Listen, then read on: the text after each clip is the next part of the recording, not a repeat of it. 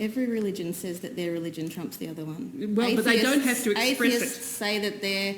No. So you want them to be... Sorry, Senator Rice. The point that Dr Tan from the Anglican Senator Church Rice, said... can I just ask you to pause?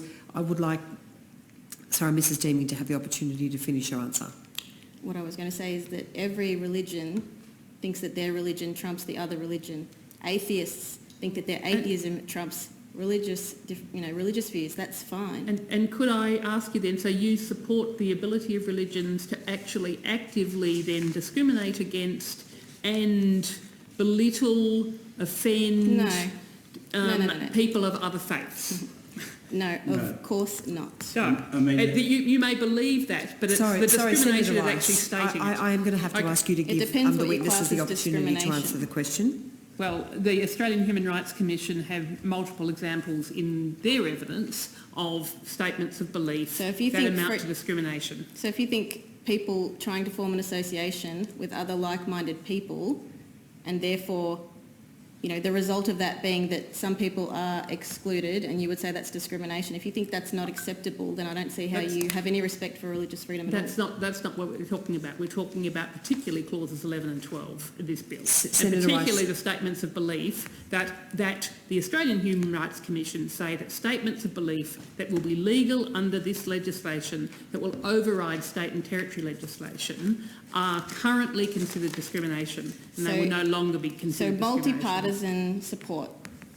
Let's get a controversial statement. Trans women are men. Would you consider that in and of itself a discriminatory statement that should never be uttered? If that is being stated in a workplace to a trans woman, absolutely. Sorry, I'm just going to remind everyone that the Senator's role here is to ask questions and the witnesses Do you believe that's not to answer. I just think it's a statement of belief, and I don't think it's necessarily a religious belief. And if it's offensive to that trans woman, I think think that's it's acceptable. and it's offensive. Deeply offensive and potentially Senator causing Rice, that trans Senator woman Rice, to have severe mental Senator Rice, illness to be not being accepted in their Senator gender Rice, identity. Senator Rice, excuse me. I'm just going to ask you to pause Well, in here. the same workplace, someone might have Senator the right Pratt, to call the person Senator that Pratt, said that a bigot. I'm just going to ask you to pause as well. Senator Rice has put a question to Mrs Deeming. Mrs Deeming, if you could please answer the question. I don't want any witness being interrupted, please. I pose that question because it's obviously the most controversial one at the moment. It's not specifically a religious view that biological sex cannot be altered. It's not. There are many, many people, lesbians in fact, and homosexual men, and people from across the political spectrum, people in every single party here, that would agree with the statement that trans women are by definition male.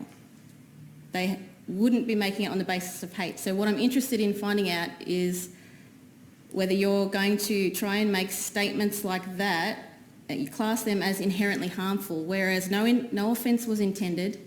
It's just a difference of belief. It's a belief that we don't subscribe to.